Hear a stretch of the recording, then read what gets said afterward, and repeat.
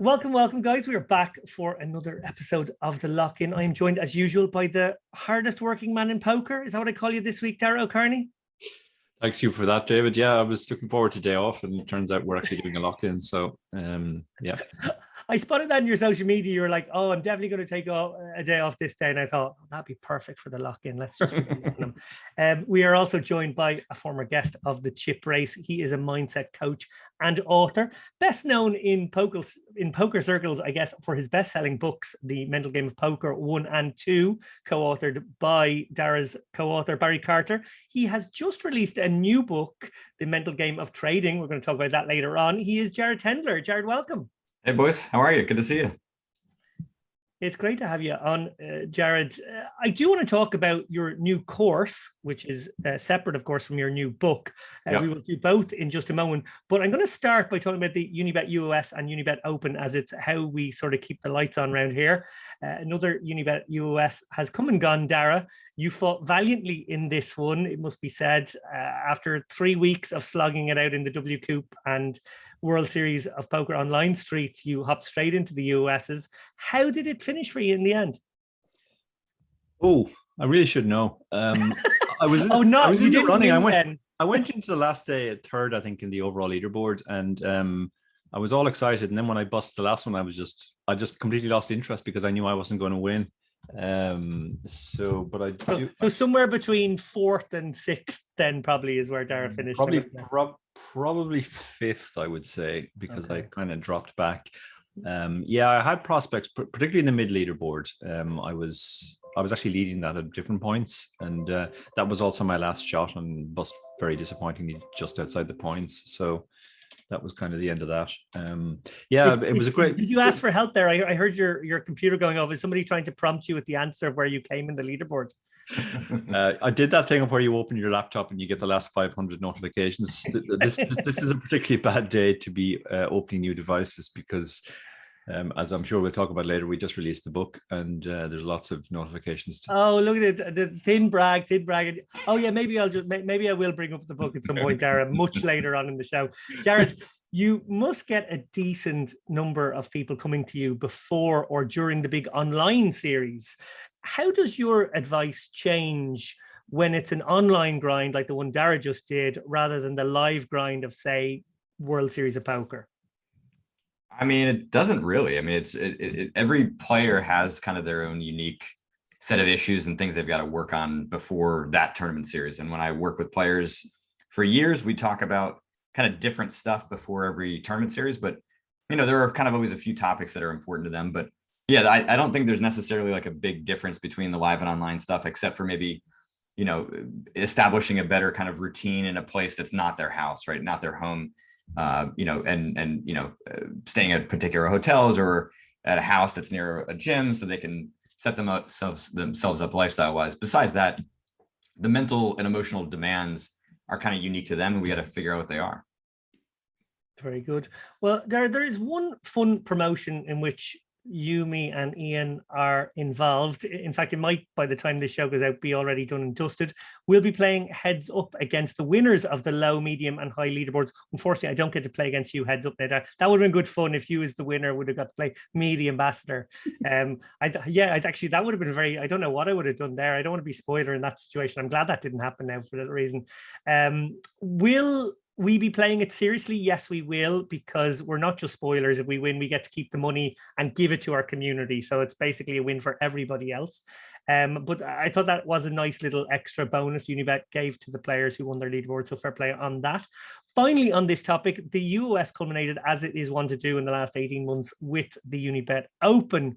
No deep finishes, unfortunately, for you or I or Ian or any ambassadors on this time around, but we've actually had a decent run of it the last few, so I guess we were maybe due a bad one. There were a couple of cool stories, though, I want to mention. The first is a player named Jasper, playing under the name Psycho76. He played our special chip race tourney at the start of the festival. He KO'd our good friend Alex O'Brien. That earned him a seat in our special sit and go. He won the sit and go, which gave him a Unibet Open ticket. And then he parlayed the Unibet Open ticket to a 24th place finish for €2,500. Congratulations to him. That was a great little bit of spin up. also what we hoped would be the really big story, and it was brewing, in the later stages of the tournament, was our good pal Smidge Porrick O'Neill, who was at 1.3 of 12. He made the final table. He, of course, won back-to-back Unibet Opens in the last year. We were getting very excited that he might complete an extraordinary hat trick. In the end, he ran his jacks into aces to come ninth for 4,500 euros. The eventual winner, whose identity we don't know because Unibet do protect anonymity, unless, of course, Leaky Lappin knows who you are and then tells the world anyway on social media, is a player called 4i1a5. He won 55 grand, not a bad weekend's work. Dara, how was your experience of sort of the latter stages of your 5-week grind? Was it just sort of like, oh, I can nearly see the finishing line? Yeah, it was very much that. It gets easier near the end. I think it's the same in anything. Like I remember when I ran the really long races, the middle part is the difficult part. When you get near the end, you think, well, it's nearly over now. I can definitely get through this. I feel it's kind of same that 5-week period where I was playing every day. As you get towards the end, you think, well, it's only 6 more days, 5 more days, 4 more days, etc., and you sort of get a second burst of energy. I could definitely have done with talking to Jared at some point about this. I did start off with all sorts of great routines, and by the end, it was just all gone out the window. I wasn't even running anymore. I was just getting up, forcing food into my mouth, and turning my computer on and starting to play. It was not a pretty sight, but all you could do to survive. Yeah. It probably does get to that point, Jared, though, where, you do give your best advice, and I'm sure you set people up with pretty good schedules and routines and regimens and whatever, but maybe like getting into the latter stages, there is a case of like that they're just working on fumes, they're just maybe living off adrenaline, and at that point, maybe you just go, just get what you can from whatever's left in the tank. Yeah, I mean, a lot of it is trying to avoid getting to that point, but I think if you're playing in a long series or playing as much as Dara is describing, like you're going to hit that point. And so, what's the minimum stuff that you can do so that you can play maybe a little bit better? We may be kind of teasing hairs here, but I feel like there's always something you can do, right? It's easy to just say kind of F it and, let all that stuff kind of go on the wayside, thinking that it kind of burns more energy than it actually might actually help produce more of it. But yeah, like you said, we make all these plans ahead of time, but then as Mike Tyson says, right, everybody's got a plan until they get punched in the face. So, poker's going to punch you in the face, and then you get to kind of see how well you're able to sustain yourself and do the things that are actually kind of in your best interest that are hard to do if you don't have that routine kind of well established. Well, this is segueing nicely to the next section I want to talk about. 2 weeks ago, Jared, you announced a brand new video course, the Mental Game Tune-Up for poker, or for tournament poker. In the tweet about it, you said it's designed to take you through the same tools and strategies your clients rely on to prepare for a big series like the WSOP. In broad strokes, what are those tools and strategies? There's 8 modules, right? So we're talking about goal setting. And I know that sounds kind of lame, to say right out of the gate, but there's 2 coaching sessions with Matt Affleck and Diego Ventura, who are both, seasoned players, you guys know. And my sessions with them are both 40 minutes long. So goal setting seems like something that's pretty trivial, but it's actually really, really important to kind of set the trajectory of the entire series. It basically kind of guarantees that you'll make progress, because if you set good quality goals that include a lot of that kind of how you're going to accomplish maybe winning a bracelet or winning some titles or making a certain amount of money, then you kind of guarantee that progress is going to be had no matter what the results are, because we know we can't control all that. So goal setting kind of out of the gate.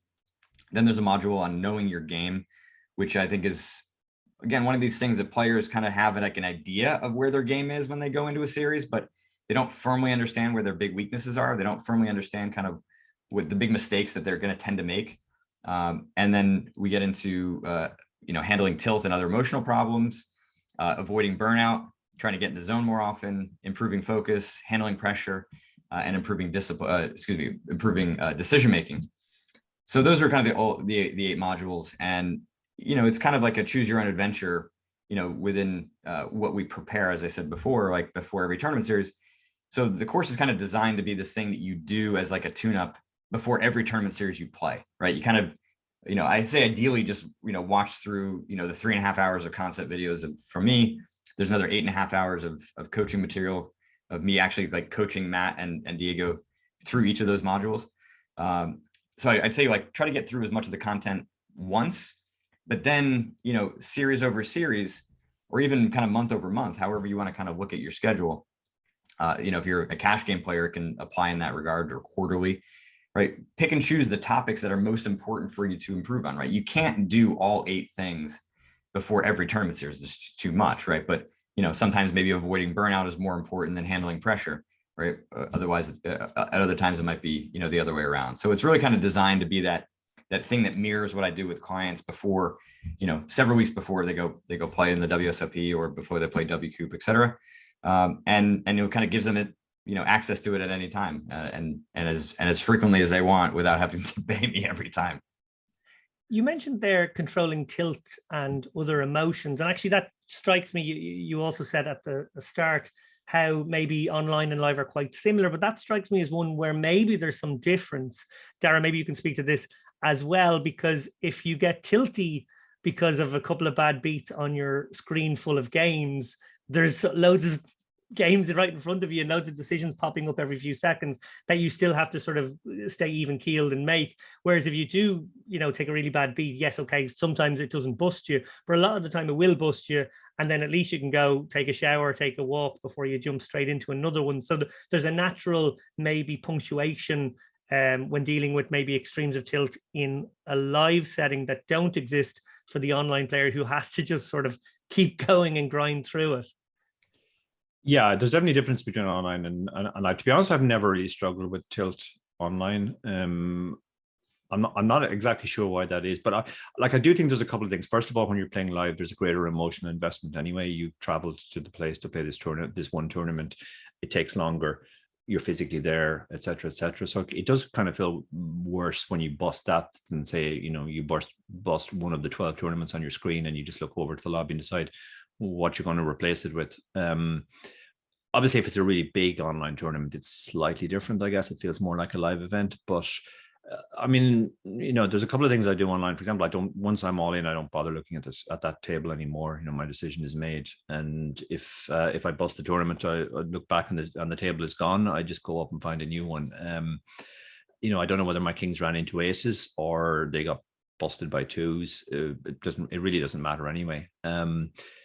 The other thing I think as well is just, there's just the sheer volume you play online. It's kind of like no one tournament really matters too much anyway, which can be a danger as well too. Like you can feel that probably the bigger danger online is that you just don't take it seriously enough. And a lot of the people I coach actually who are very good players and, play very well live and don't do well online, that does seem to be the issue. It just feels like a video game to them and they're not giving it the same seriousness. Particularly if you're down to your last one and it's not a particularly big game and your Sunday's gone badly, very hard to get too excited about the mini wrap up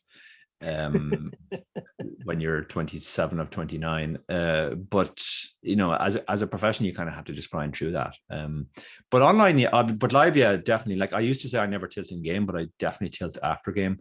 I stand up and I'm extremely angry, and you know this well, David. You've learned. I have no idea what you're talking about, Dara. I'm sure I've never seen this. You've learned to avoid me for that 12-minute period it takes to clear my head. The only time I ever really worry about that is when there's a danger somebody's going to interview me immediately afterwards, because I'm a pretty terrible, horrible, childish person in those 12 minutes, and really shouldn't. Nobody should interact with me. I mean, you're probably able to handle tilt really well because your mind is so mathematically oriented and the game so well, so that it's easy to kind of handle the ups and downs. What players. I mean, there's not a lot of. I don't see a lot of revenge tilt coming out for you.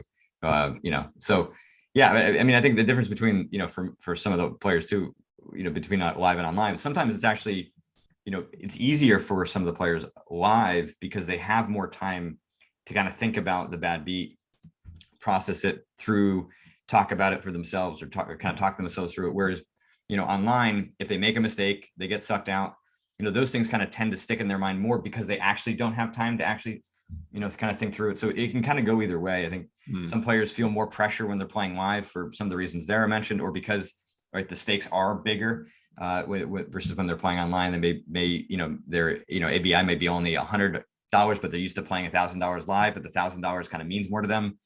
online they may be playing up against bigger players, bigger name players, so they're kind of used to, or they're not used to playing up against, people that are going to put them into a lot of uncomfortable spots, right? And so the pressure may be more live, more online. I think it can go in either direction.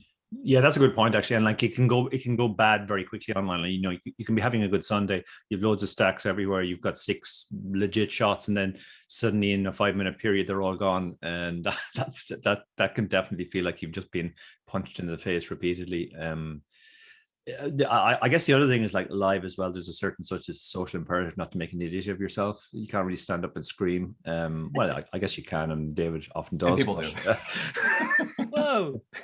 No, actually, David is worse online in my experience. Yeah, wait, I was going to say. You scream and swear at the screen, but you can usually manage to maintain some level of decorum live, which is what I'm getting at. There is a sort of a social pressure, let's say, not to overreact to adversity. Yeah, it's not unlike the trolls online who are perfectly willing to spew, but they would never say those things to somebody in person. Absolutely, yeah, 100%. Jared, another aspect of this tune-up is getting into the zone. I suppose some people call it like flow state these days. I'm, as we've discussed on the show before, I'm probably of the more skeptical nature. Not that I don't see value in what you and other mindset people do, but I've always sort of maybe it's just not so much for me, or maybe I just do find getting my head around some of this more ephemeral stuff tough. Can you define flow state, or in the zone, or however you like to put it best, and maybe give me something a bit more concrete to grab onto? Yeah, I mean, I think when you're in the zone, I don't love the word flow state because it comes from a term that has more to do with personal psychology rather than performance. So the guy Mihaly Csikszentmihalyi, I will not try to spell that for you. He wrote the book Flow, and talks about more of it being like an enjoyment state, right? Being kind of very present oriented and focused on what's right in front of you. Sense of time is oriented right towards the present, and there's a huge enjoyment component to it. Whereas for me, I think the zone is more appropriate for performance states because there's actually like outcomes that matter. I don't care if you're in flow and playing like garbage. Like that's not what we're after here. Just because you're having a ton of fun playing poker, if you're doing that really poorly, that's not my domain. So for me, the zone is when your mind is functioning at its highest level. And specifically, you are able to access intuition, right? Which means that you're picking up on details of the action, nuances of certain tells or tendencies of your opponents, some adjustments or creative lines that you might take that you don't have full logical rationale for in that moment, but is correct, or at least has a higher likelihood of being correct. If you're tapping into that intuition, and I say that specifically again because it's different from instinct. There's a huge difference between instinct and intuition. Instinct is like your base level bit of knowledge, right? It's all the stuff that's kind of so well known to you, it's like the back of your hand. Intuition is so brand new, you can't even explain it yet. So when you're tapping into intuition, it means that you're in the zone. And if you're in the zone and you're tapping into intuition, you're playing at the highest level that is possible for you. So how do we conceptualize it? I mean, it's you performing at your absolute best, able to make decisions and reads that you wouldn't normally. How do you get there? That's the challenging part, because it requires a mind that has the right amount of energy, right? You can't have your energy be too high, right? You can't be too emotional. You can't be too jacked up. You can't be too fired up or excited. You also can't be too low, right? Where you're a little bit bored and disinterested, right? Everybody kind of has their version of Goldilocks, right? That right amount of energy. And then you need a mind that is clear enough, right? And able to kind of absorb the details of the action in a way that's, very tangible and real. What happens to a lot of people, right? As Dara's trying to attempt is to distract me out of my flow here, out of my zone. Yeah, exactly. I mean, you can try to, but you're not going to. And so, the clarity is a really important thing. And so what happens for a lot of players, right? They've got too many things on their mind. There's too many things they're working on in their game, and they're trying to kind of force elements of their decision making, or they've got new ranges, or new simulations that they want to now be applying. the mind has a limited capacity for how much it can consider at one time. So we kind of cloud ourselves with too much of that stuff. The tilty induced things can get in our way. We can be distracted by, crypto prices or, other thing going on social media.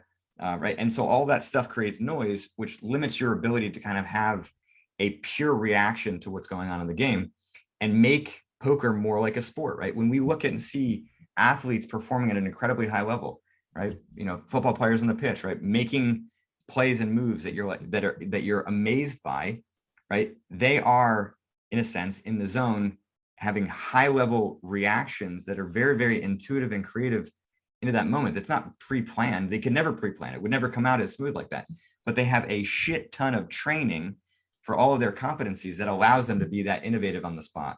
And so when you're in the zone, you're capable of doing that. So I'll gauge my answer here. How well did I do in, convincing you that there's some, practicality here? I don't know if it was you or the fact that Albert Einstein is standing over your shoulder with the sort of approval look of a dad who really agrees with you. But it worked out. Just all of those things in combination definitely worked. Your words. It's definitely him. He's, I use all the subliminal tricks I can use. Well, look, that sort of brings us nicely to the next little bit of stuff. Dara, you wrote an article for our friends at Gambling Online entitled "The Top 5 Tips for Boosting Your Bankroll." And I suppose some of this stuff is sort of overlapping here. I suppose, let's go this way. Let me do this. One of those top tips was the phrase "wise up and study common spots." That actually reminds me of a few interviews we've done recently, because this has come up a little bit.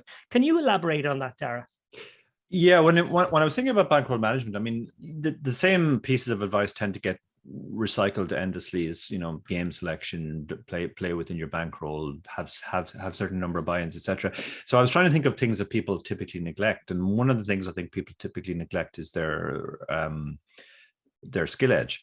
The higher your skill edge, the lower the swings you will have, and the less you have to worry about bankroll. And this was something which was abundantly clear to us in the beginning, when we all had massive edges online and we never really worried about downswings, or because our skill edge was so big. And I think when people not only do people neglect that, but again, even the way that they approach, say, studying isn't to optimize their ROI or to minimize their downswings as a player. It's sort of spots that they find interesting. They had a really difficult river spot, which they didn't know what to do, and they send it to me and you and 5 other players they know, and they poll all our opinions. And almost invariably, when people send me these spots, first of all, I'm not sure whether they should have called or folded the river. And secondly, when I run it, the solver says, call 46% of the time, fold 54% of the time, which means it actually doesn't matter. It makes no difference in the long run which of those two things they did. And it makes zero difference to their long-term EV or ROI, which of those two things they actually did. It's a very rare spot. It'll probably never come up again. So it has very limited impact in that sense. And it also really doesn't matter what you did. And that's why when they'll ask 7 players and I'll say call it, or I'll say fold and you'll say call, and they'll go like, oh, I don't know who to believe now. And it's because those spots really make no difference at all long term. They're so rare and they make so little difference in terms of what you did. So, but there are common spots where you make the same mistakes over and over and over again. Maybe you see bet too much. Maybe you don't defend the correct ranges from the blinds. Maybe your ranges are off in general. And these are, you've dealt a hand every single hand. And if you're making pre-flop mistakes, they're just going to compound over time. So that's one area where people definitely don't study enough, their pre-flop ranges. And there's a lot of really good tools out there now, like Range Trainer Pro, for example, where you can study that stuff. It's boring. You're looking at charts. You're trying to remember what the difference between the high jack and the low jack is, and stuff. But that'll make a huge difference to your overall game long term. Another thing is ICM. A small mistake late on in a tournament could cost you 20 or 30 buy-ins. That's far more important than check raising with the correct frequency on flops when everybody has 100 big blinds. And if your frequency is a little bit off, you're giving off 0.1 big blinds per 100, which when everybody's 100 big blinds means 0.1% of your buy-in. So like focus on the spots that actually make a difference. And they do tend to be unfortunately boring spots. And that's why people, I think, spend not enough time on them. But those are, you've used this phrase a lot too, the bread and butter spots. They are the bread and butter spots. That they're the spots that really make the difference long term. Absolutely. Jared, I'm guessing this is an area you work with people a decent amount too. We interviewed Slayer V1 fan, probably the most voluminous poker player of all time. He knows swings better than anyone else. And he also knows how to study spots better than anyone else. And he spends a lot of time on the really boring ones, like Dara said, because pretty much his entire game is based around short stack play. Players probably do get too much into the weeds, and you can probably help them see the wood from the trees. Can you talk about those type of people, maybe players who lose perspective easily? How can you help them? I mean, a lot of times they're dealing with fantasies, right? They want money to be easy. They want the game to be easy. They don't want to have to work that hard. So, poker is going to, kind of slap you upside the head a few times. Question is, do you get the message? And for a lot of players, the answer is no, because they're going to keep kind of banging their head up against the wall, convinced that their approach is right and that it's eventually just going to happen, right? It's very, like, one of the most difficult things in the mental game is to identify those wishes or those illusions that we have about ourselves, about the game, that affect us. And so how do we find them? Well, a lot of times it's finding the frustration points, right? Finding the spots where we lose confidence or overconfidence. Like, emotion can be the big signal for that stuff. But there's a lot of players that are so convicted that their way is right that they don't want help. They don't even think that they need it. And so, yeah, they're just going to continue to circle the waters. And, that's not to say that their approach is bad, but it's certainly going to limit their upside. It's interesting. Dara, we did an interview with Sven McDermott, top Irish player, just a few days ago. It'll be out in the next episode of the Chip Race, something to look forward to for people. In that episode, or in that interview, if you like, we talked with him about free poker resources available today to help maybe lower the barrier of entry for players who are maybe making their way in the game, starting off in the last few years. Obviously, something he's done, a journey he's been on. Your fifth tip in this article for A Gamble Online talks about that too. Can you elaborate on that? Yeah, like, people sometimes ask me how much easier was it back when you guys started, and it was easier in the sense that everybody was terrible and you just had to be slightly better than terrible to do pretty well. But in some ways it was more difficult because you had to learn everything yourself. Most of the books were terrible. There were no training videos at the time. There were no solvers. The only way people really learned was by doing and by talking to other people who were doing, and hopefully those people were doing things somewhat properly, and you didn't all just get bad together. Nowadays, there's just so much content out there that I liken it to more like going to college and studying. And if anybody puts in the effort, they can get good very, very fast. I mean, I've seen students of mine who literally start from almost zero, and 3 months later, they're crushers. And that's because they get up every day and they just consume hour after hour after hour of good quality content. Most of which is free. Like, there's a lot of stuff out there on YouTube. A lot of the the apps like DTO, for example, will give you a free trial, and there's a lot of stuff that you can get your hands on very, very quickly and just get very good at without having to sort of put in a million hands and learn by trial and error. So I think that's another area. Like, people just have to kind of realize that the area that the time of just sort of, in inverted commas, natural talent, where we really weren't that talented. We were just slightly better than terrible, are gone. And now you have to actually put in the work and you have to study. And there's a lot of absolutely wonderful content on YouTube in particular. Now you have to study the right content. There's a lot of really bad content as well, which will send your game backwards. So a lot of it is just navigating the good stuff. And then, you mentioned Sven. I've watched a few of Sven's Twitch streams. Sven's Twitch streams are an absolute mine of information, because you're watching a high quality player explaining his thought process in real time. And in many ways, that's better than a sort of an edited video where a guy is deciding afterwards, oh, well, this worked out, so this must have been a good play. Sven is often expressing, doubt, or I'm not sure what I should do here, and then he talks to his process and he comes to a decision. And that's sort of the way we all experience the game when we're actually playing. So a lot of really high quality Twitch streamers as well, and that's one of the areas which we've seen most of the change. If you think back 3 to 4 years ago, the top Twitchers were all entertainers and they weren't really very good at poker. Now, ironically, a lot of them are still the top Twitch streamers, but in the meantime, they have got very good at poker. I'm thinking of guys like Spraggy, Fenton, Kevin Martin. All of these guys are now top quality players. So you can actually learn a lot just by watching them play. And that's free every night. One thing that's kind of gotten more important too, from my standpoint, is, the mental game of learning is even more important. So you were kind of alluding to this earlier, David, right? If you have flawed views of yourself in engaging in a learning process, I mean, there's research that has shown overconfidence means that you will learn less than somebody who has a more accurate self-assessment. So, the mental game for me was mostly around performance for a long time.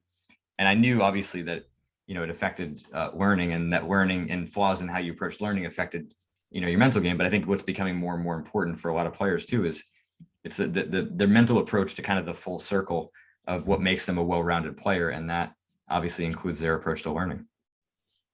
Yeah, absolutely. That's a great point. The next story is sort of a fun one. I included it because it is a bit of fun, to be honest. Daniel Jungleman Cates is the latest elite pro to join Run It Once's star-studded trading site roster, and he announced his arrival with a spectacularly good video, an homage, if you like, to Patrick Bateman's American Psycho, featuring him in his underpants, wearing a face mask, and generally musing on how he likes to murder people figuratively. Dara, Jungleman is a completely unique character, obviously, in poker. We had him on the show twice, once for an interview and once for an excellent strategy segment, which unsurprisingly is our biggest strategy segment ever on YouTube, available on this channel. This time we interviewed,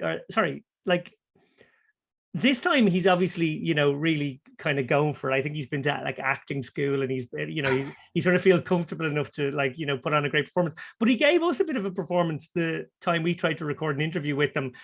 We were desperate to get him into a quiet room because that was proving difficult. Can you tell us that story? Yeah, it was very, very difficult. I mean, it was set up by our good friend Warren Lush, who is a great guy to know. And we were obviously thrilled at the prospect of getting Jungleman. And when I finally got him on Skype, let's just say the interaction did not proceed as I expected.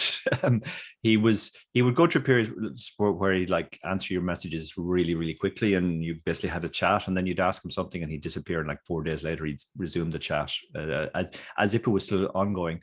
And then we did finally arrange a time, but even that was quite difficult. I was like, okay, let's do 5 o'clock tomorrow, and he was like, okay, yeah, 5 o'clock's good. And then, actually, no, maybe 5:15 is better. What do you think? And I was like, well, it's up to you, really. We're going to do any time you want. And then he's like, maybe 4:45. And this went on for quite a while. We were trying to work out the exact time. And I was just like, just pick a time, Daniel, and we will go with that time, whatever it is. We finally get him at the appointed time. And it sounded like he was at an opera or something. There was a very large lady singing right behind him, which it really sounded like. And we were like, this isn't going to work, Daniel. You are going to have to get somewhere quieter. And he was like, oh, okay. Right. Okay. Well, okay. I'm going to hang up and ring me back in 17 minutes. I remember it was really specific, 17 minutes. It was like, he clearly worked out where he was going to go, and that it was going to take him exactly 17 minutes to get there. So I had to ring him back, because this was another thing. We had a long discussion about it, and he was like, can you ring me? I don't want to ring you because I don't want to use my data. And I was like, yeah, that's fine. we don't want to use your, I mean, you're apparently up 20 million from poker, but I guess you're watching the pennies on that stuff. So we eventually did get him. We could still hear the kind of singing lady way off in the background, but it was quiet, quieter, let's say. And then he has a very unique method of expression, which I'm sure you as the editor really struggle with, which is where you ask him a question, he sort of throws out all the aspects of stuff that he might want to answer onto the lawn, kind of at random. just like this point, that point. They're all seemingly unrelated. And then he sort of gradually circles into the key points. And then he gives a very succinct and brilliant answer, obviously. And then he re-summarizes that at the end, having sort of decided, yeah, this is the answer. So I think you just cut out all of the first 12 minutes of everything he said. But the process was fascinating to watch, how a brilliant mind sort of assembles all the information sort of without judgment. It's almost like watching a person brainstorming with themselves, and then finally finding the correct answer and coming up with like absolutely brilliant answers. There's no doubt like he's an absolutely brilliant mind in poker, but the process was quite interesting to observe. Yeah, it sure was. It was a fun one. Speaking of homages, obviously he did his American Psycho homage, or maybe that's going to get me into trouble just for segueing in that way. I wrote an article last week entitled "PokerPaint Enters the Weird and Wonderful World of NFTs." It was about the poker art brand PokerPaint, who were entering the potentially lucrative NFT space. Obviously, there's been a lot of ether rocks and punks and whatnot going around the place. The man behind the company, Brett Butts, actually reached out to me and asked if I would write about it, and I said I would. I will admit that I fully assumed, given the visibility of PokerPaint on social media and the fact that quite a few poker players I know had bought his work, that things were kosher vis-a-vis intellectual property, copyright, what have you.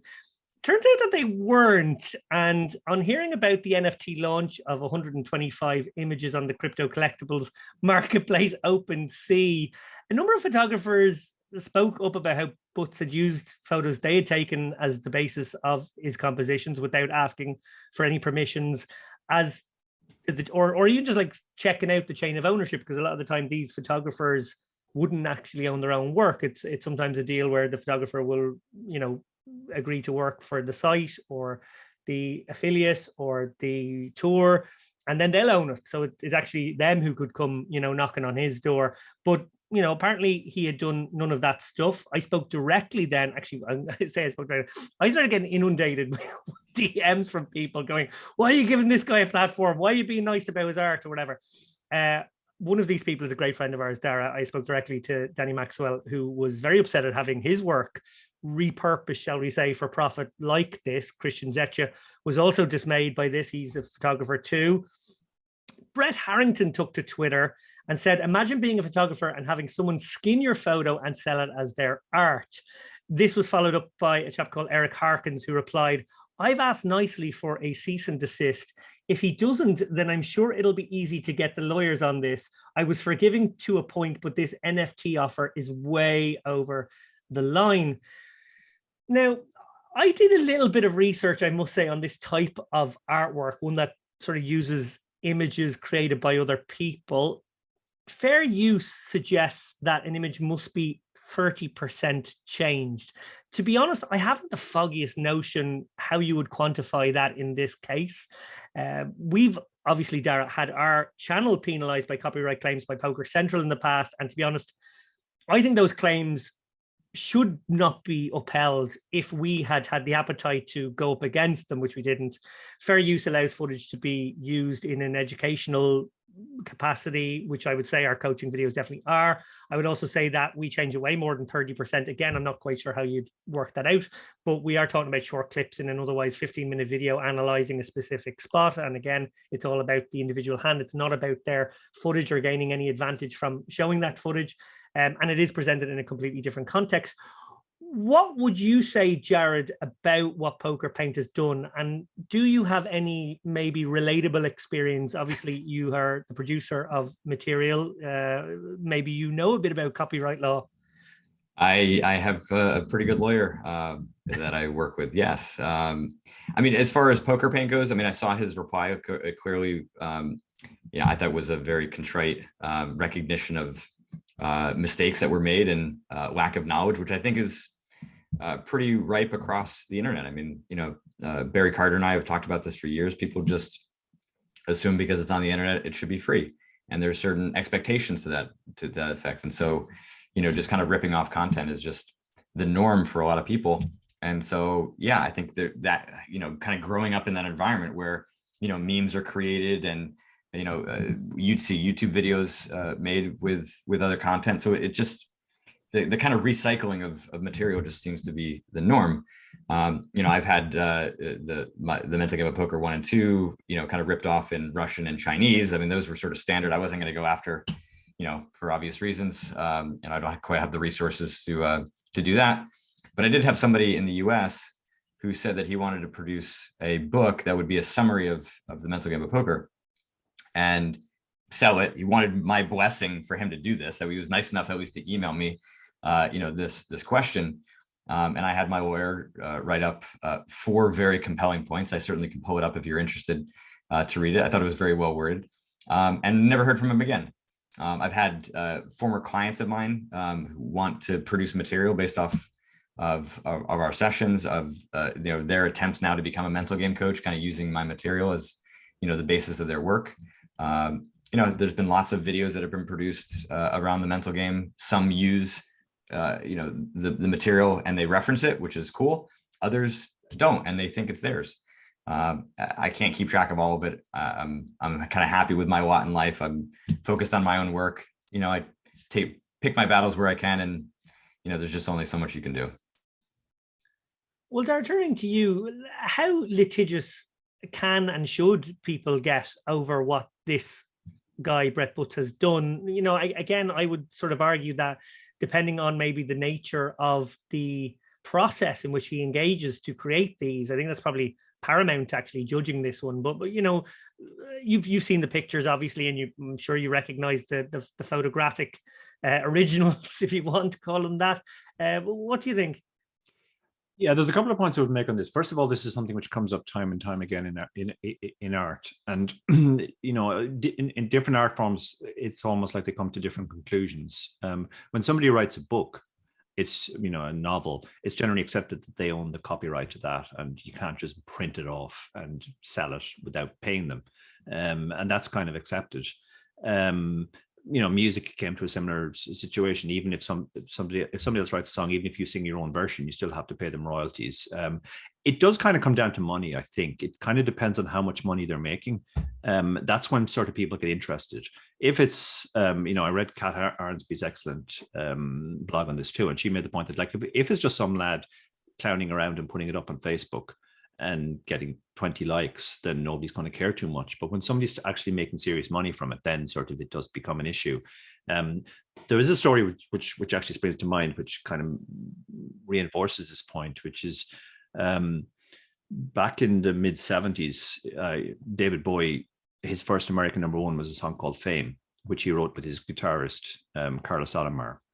Now, Carlos used to work for James Brown, the legendary Godfather of Soul, and James, for whatever reason, decided to rip off the song and put out his own version called Shame or something. It was basically a note for note copy. And obviously everybody's going to assume, having heard these 2 songs, that Fame must be the rip off. And Carlos's working relationship with James had ended very badly. He'd more or less been fired. So he was like gung ho to sue James Brown, and Bowie was like, "Oh, I'm not sure. This isn't a great look. What English white guy suing Black Godfather of Soul? This doesn't really play well." So they kind of argued back and forth, and then Bowie said, "Look, let's see how his song does. If it's a big hit, then yeah, fine, we're going to have to go after him. But if it flops, there's no point." And the song did flop, so it ended up never going to court. I think that's kind of the point. Like, if somebody's making a lot of money off other people's work, then people are going to expect it to be kicked back to them, and that's entirely fair.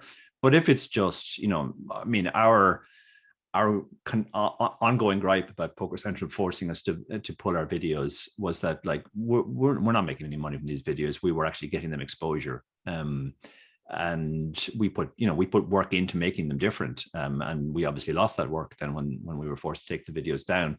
It's similar for me. Like, I was sent a piece in Polish once, which seemed to be about me, and a guy, a Polish friend of mine, was saying, "Oh, look, you're even getting stuff in Poland." So I put it to Google Translate and realized it was literally a word for word translation of a piece I'd written, but no credit. It was just like I was mentioned in the piece, but not that I had actually written the original. But I didn't care, because this is a small random Polish site, and it's good for me presumably to get exposure in Poland. I might sell a few more books there.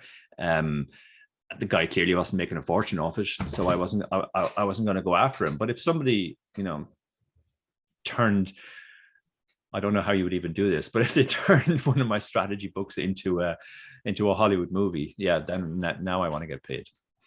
Or into an NFT, there.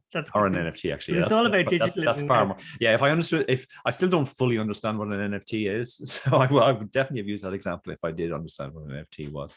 All I know is all I know is if you had released your book as an NFT, it would be literally worth $1 million right now, and people will be bidding on it on OpenSea.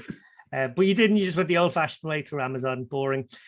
Look, after initially being very defensive about both his process, his art, his integrity, his company, Butts took to Twitter with what I thought was a decent statement. You referred to it there a moment ago, Jared.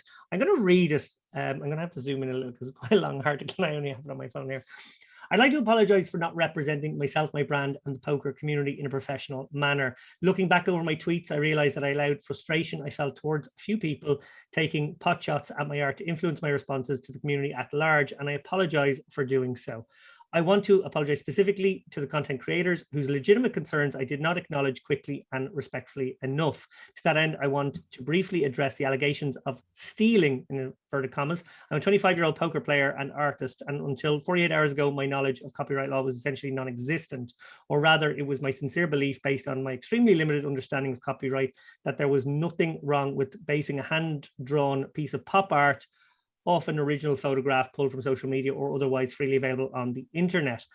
I was clearly ignorant about copyright laws and got defensive when I was brought to my attention. Now that I've realized to what extent I was wrong, I want to make it right and continue doing business the correct way moving forward.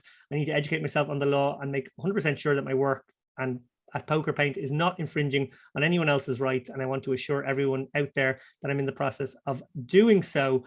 Once I confirm with legal counsel with aspects of my business model are and are not compliant in copyright laws, I will do whatever is necessary to make up for past mistakes and make sure PokerPaint's business model going forward is fully compliant with the law. Please understand that this is a steep learning curve for me, but my promise to the community and affected content creators is that I will make right as soon as I possibly can. Here's the kind of interesting bit, because this kind of throws an extra little maybe question mark over the whole thing. In the meantime, I've pulled from my website and social media accounts all the pieces that I received complaints on. If I have overlooked anything, please let me know and I will take it down immediately. Anyone who knows me knows that PokerPaint is a labor of love, and I hope to continue to bring memories to the poker community for years to come. I promise I will do the right thing in a way that is transparent to the poker community that I love and that I'm so grateful to be a part of. Now, that is a lovely sort of contrite, as you said, Jared, message. And I think he does deserve a lot of credit for probably recognizing his knee-jerk reaction initially. And I think that, he's gone an awful long way. If that was the kind of attitude we were seeing at the very beginning, I think he'd maybe even gone as far as to have photographers and people reach out to him saying, would you be interested in using my work like this? I'm really interested in the kind of, material you're making. Maybe we could make some money together, that kind of thing. KL Cleaton, who owns a PokerPaint piece himself, gifted to him by Veronica Brill earlier this year, said, this is a solid first step and I can't wait to see everything sorted so you can get back to creating. Former guest of the show, Thomas Keeling, also called it a great start, but he added, you're still doing opt-out rather than opt-in. For example, I know Joe Giron won't approve of you selling his Esfandiari for $600, but instead of taking it down, you're just going to wait for him to complain about it, question mark. And I suppose that does throw up a kind of maybe one final question on this issue, and we won't kind of belabor it much more than that, which is that, well, one, I don't know, maybe Joe Giron doesn't own that piece. He certainly created it. There's a very good chance he does. I think Giron does own actually most of the work created by his photography company. But shouldn't it be the case that he just takes the whole thing down and then kind of goes piecemeal, step by step, and asks people, can I do this with your work? Jared, what do you think? Yeah, I don't know. I mean, I think in theory that sounds right. I mean, are they easily contactable? It sounds like, I think in hindsight, they contacted him most of them anyway. Well, that's what I'm saying. It sounds like they contacted him and he was sort of ignoring their early messages. So, as you were kind of recanting his apology, I was remembering that was kind of part of the equation here. So, yeah, I mean, I think if you're going to take the absolute high road, then yeah, you 100% go, opt in and not opt out. there's lines, right? I mean, there's sort of degrees to which you're going to kind of run your business model. And to what extent are they contactable? Or to what extent, as you said, do they own it? I think it's to some degree it's hard, but if it was me, personally, the way that I run my business, it would be 100% opt-in, not opt-out. I think it's, I don't know. For me, my business is mostly reputation based, right? I mean, and so I wouldn't do anything to taint it and have, kind of, I guess we're talking, 15, 16 years now, right? And I kind of always try to do right by my customers and clients. And so that's how I would personally do it. But yeah, I think we would probably share a similar opinion, Dara. Yeah, one final point I would say on that stuff is it sounds like maybe Joe's taking his eye off the ball. I don't know if you remember this, or maybe I'm misremembering it, but the only time we've ever had to pull a poster was the first Helmet episode we did. We used one of Joe's photographs of Helmet, and within about 3 minutes of the poster going live, we got a cease and desist from Joe. And when I asked a few people about that, said, "Oh yeah, Joe is very, very strong about protecting his copyrights," which is fair enough. But yeah, I'm just surprised that he's one of the guys who appears to have missed this latest infraction. Yeah, or he's just gone the legal route, and that lad Butts is about to receive maybe he's doing the boy thing of let's wait and see how much money he makes so we can decide whether it's doing or not. Well, look, we'll leave it there. But for more on this, I would highly recommend a couple of excellent pieces. One by Haley Hintze for poker.org entitled PokerPaint Founder Issues Apology, but refrains from abandoning business model. And a stellar piece, Dara referred to it there a moment ago, looking at this issue through a wider lens from the brilliant Kat Arnsby. That one is called Poker Paintings, the Inevitable Art Heist, and it can be found on herthepokerdapper.com blog. Okay, I want to finish with the roundup, but there's going to be a roundup and then there's going to be a real finish, because the real finish is going to be you two. But I'm going to fly through a few stories of the week. WSOP just started in Las Vegas, and it's going to be, I think, a fairly fascinating 7 weeks. Nobody quite knows how it's going to go down and work, and people are presuming some amount of disaster and catastrophe along the way. Obviously, COVID rampant in Las Vegas right now. Only 58% of the state in Nevada are vaccinated. Now there's about to be plane loads of people just landing in there from all walks of life, every country in the world, or maybe they've all had to do their little Mickey Mouse quarantine, but it's still going to be a real hodgepodge of people sitting in the room passing chips around to each other. Barry Carter is convinced that there's going to be chaos, and he has created a bingo card of incidents that he believes will take place. Well worth checking out his pin tweet, I think it is. I actually think 2 of the slots have already been filled in from just prelude to WSOP stuff. Friend of the show, Card Player Lifestyle, is hosting a mixed game festival in the Westgate Hotel and Casino from October 4th to 7th. It will adopt a very unique cash game / tournament hybrid structure, whereby time at the cash game tables over the course of a few days will earn you a bigger stack in the $200 horse main event. No small thing, and credit to him, Robbie Straczynski has secured a platinum pass for the winner of this one. So it should be an exciting few days for those who love lower stakes mixed games. It also sort of indicates that PokerStars are coming back with the PSPC in some form. One would expect maybe it'll be Barcelona in 2022 in the usual slot. Maybe it'll be at the end of the year. But, that's one to watch. Obviously, it's a big moment on the poker calendar. The Triton Million, London, is now available to watch on YouTube. Episodes 1 and 2 have already dropped, and it's going to be engrossing poker TV. The result might be well known, but it's amazing just getting to watch a package show with all these legends of the game playing for £1 million each, trying to win £19 million. Super High Roller Bowl is on right now. In fact, it's actually happening right at this very moment. So this is accurate as to about an hour ago. 19 players entered. They all stumped up 300k. A chap called Daniel Negreanu was the first out after an optimistic call, shall we say, versus Mike Adamo. Jonathan Little squeaked through day one with the teeny tiniest stack, but at the time of recording, Alex Foxen was leading the charge over Seth Davies in second. More could jump into this one straight into day 2, as far as I know. So the field of 10 is probably bigger right now and probably growing. Finally, I'll take a deep breath. Jared and Dara, I want to give you both the chance to tell us about your new books. Jared, you're the guest. You go first. No. Dara must go first. Okay. Okay, fine. I will. So yeah.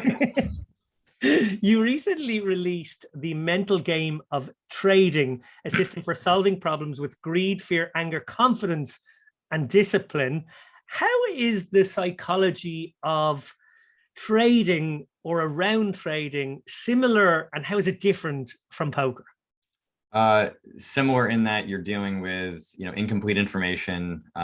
You're playing up against, well, I guess different in that in trading, you're playing up against the market for the most part, unless you're, a massive player in the game. And so obviously in poker, you're playing up against, people. So the revenge tilt thing happens in a different form for traders, right? There's a revenge against the market as a whole versus revenge against, excuse me, a particular player in itself. But the variance as a factor is a very common one. And just in terms of the short-term volatility of your results and the lack of kind of accurate feedback of your performance based on the results that you're getting in the short term are kind of equal in poker and trading. However, trading is more there are more kind of unknown variables that make the game a lot more difficult to kind of get that good feedback. I think the learning curve is a lot steeper to become a good trader than it is to become a good poker player.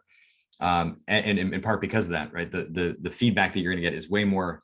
It would be kind of like playing no limit hold'em pre-flop, and then on the flop you're playing PLO, and then on the turn you're playing Raz, right? The game in trading can change very rapidly. You don't know if your decisions were actually good, right? You need to have some kind of a system that's established and proven over time, and usually that means learning from seasoned traders who are now kind of opening their playbooks, which is a bigger thing that's happening in the last 3 to 5 years, as poker has been doing for, I think, a bit longer, truthfully. Even though there's been trading content out there, the systems that are being kind of sold are much more ubiquitous now than they were years ago. So yeah, I mean, there's a lot of parallels, but at the same time, there's also a lot of parallels with other sports. That's why I was able to move from golf to poker, and from poker to trading and to esports. And I've worked with radiologists and lawyers and salespeople, pool players, right? I mean, at the end of the day, we're all people. And so the things that we're reacting to and the ways in which we struggle, are the same. The environment is what changes, the uniqueness of, the application of certain strategies. Greed is a topic that's not really talked about in poker, right? We talk about it in different ways. Fear is I think a bigger issue in trading, in terms of it being known as a bigger issue, but fear exists in a very big way in poker, but poker players still kind of put it under the umbrella of tilt, right? So a lot of the books, both the Mental Game of Poker and the Mental Game of Trading, I think have kind of tried to help people to more accurately assess what problems they're actually dealing with, not the problems that they think that they have. I gotta say, Jared, I made a huge mistake, because I knew something that I think probably is quite famous about your books, which is that Mental Game of Poker came out on Black Friday. So when I heard you were doing a Mental Game of Trading, I immediately pulled all my stocks, all my crypto, sold everything, just presumed you were getting in right at the worst moment, and there was no way I should jump on that train anymore. Yeah, and it turned out it basically came out at the top of the crypto market. So yeah. Yeah. What industry are you going to wreck next? A good question. I don't know. I feel like salespeople kind of have it coming for them. Well, obviously, we wish you all the best with that. I haven't read it yet. I will be honest, but I am definitely going to. It's very good. No, I mean, it definitely is. It's top notch. Page turner. Yeah, exactly. I will say one thing just for the poker players. If you haven't read the Mental Game of Poker, don't get the Mental Game of Trading. Right, still stick with the poker book. But if you've gotten it and you want more, right, the system is kind of more systematized. There's more content. It's about 60% longer. So, if you're still struggling, right, there's maybe another option for you. Very cool. Very cool. Well, there are literally, I want to say, like, minutes or seconds before this episode began being recorded, you had a very special drop. Do you want to tell us about that? Yeah, Barry finally got off his ass, and we managed to release this book, which we've been promising forever. I was on Rec Booker earlier, and I said this. Barry's clearly somebody who needs a deadline, because most of the pandemic for me has been me going like, "You think we'll get the book out next month?" and him going, "I'm not sure." And then we finally reached the point where it was like, "Well, the IPO is coming up next month. We're going to have a book signing there, so get the book out. No more excuses."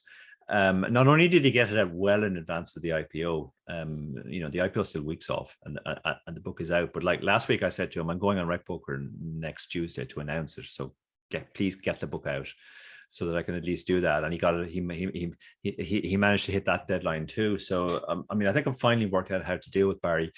But yeah, it's. The book is about ICM, I think, as everybody knows at this point. It's the book we definitely put the most work into. The first book was about satellites, which I knew backwards, and it was really just a matter of me doing a brain dump to Barry and getting that book out. The second book was about PKOs, which I was doing a lot of study on at the time anyway, because I was sort of transitioning to them being my main game. This one's about ICM, and really the sort of, while ICM's been around forever, and back when you grinded 45 mans, it was vital to all of us who played tournaments. It's kind of come out of fashion in recent years, in the sense that people were like, "Oh, well, everything, I played 9-man sit and goes, you played 45 mans." ICM was very important at that stage. In a 2,000 runner field, it's not important until you get down to the last 45 or the bubble. So it wasn't seen as a big thing. But I think people have realized in recent years that even a small mistake in ICM can cost you a huge amount. And actually, the example of which I'm going to keep using in interviews is from the bigger 55 a few years ago, when you were on final table and you were 1 pip below the calling range. And when we analyzed it, we actually found out it was a very, very costly mistake, even though you were only off by 1 pip. So am I getting trashed in this new book too? Correct. Okay, you could have got a warning for this. Jesus Christ, you dragged me through the mud book after book. I should at least get told when I have to prepare my defense. Trigger warnings. Yeah, it's sorry, I should say it's not you. It's an obscure Irish poker player. He doesn't play very much anymore these days. Leif Dappen or something like that. I can't remember his exact name, but I think one of the things we're keen on, because the books are aimed at recreationals, obviously, and one of the key things we're very keen on, myself and Barry, is providing value for money. And the first book, it was very easy. If a player reads the book and suddenly they can get into some big events that they want to play a lot cheaper, then obviously the book more than pays for itself. On the second book, it was a similar thing. Like if people are playing PKOs badly and they read the book, and now they start taking, even if they get even 1 extra bounty, that'll pay for the book. This one is kind of similar. Like, the really big mistakes that you see people make are ICM mistakes. And if you can even avoid one of those mistakes deep in a big tournament, the book will pay for itself over and over again. We are very excited about the book because we put a lot of work into it. It's never been done before. And what has really happened in the last couple of years is the solvers have become ICM aware, the post-flop solvers. So any previous discussions of ICM tended to focus just on pre-flop, because that was the only thing we could actually check. But we ran thousands and thousands of post-flop simulations, and don't worry, that doesn't mean there's thousands and thousands of charts in the book. It was just to try and distill what the key concepts were. And that's essentially what we did in the book. So this is the first time this has been tackled, post-flop ICM, which we think is one of the last great unsolved areas. Actually, the quote we got from Daniel Devores that's on the back cover of the book sort of focuses on that.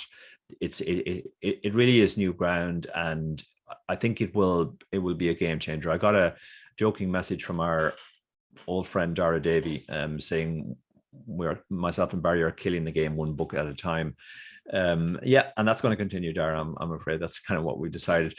Barry's very excited about this book. Barry is sort of also the target audience of this book, and he thinks that this is our best book. So I'm getting excited about it as well. Book is out now, available on Amazon. It'll be available on the other places that the other books were available in the next few weeks, probably. That's all Barry stuff. If you want to ask about release dates, please hound Barry on Twitter, because he's got nothing to do now that he's finished the book. Yeah, and I will reiterate there, I did get a sneaky sneaky pre-read of the book, and I have to say, I think it is your best book. I think the satellite strategy book, like you said, you knew it inside out, but I probably knew it nearly inside out, and therefore that was a refresher for me. This was game changing for me. This is like huge, amount of information there. Genuinely, mind opening stuff about late game that I think everybody would benefit from. Before we wrap up, I just want to say thank you so much to the pair of you. I didn't mention earlier that if you would like the mindset tune-up, that is available, I want to say, at jaredtendler.com. I don't know if it's available anywhere else. Is it, Jared? It's not. No, the video course is actually hosted on my website. So yeah, you go to jaredtendler.com. There's a little link at the top. It says video course. Click on that and you can buy it there.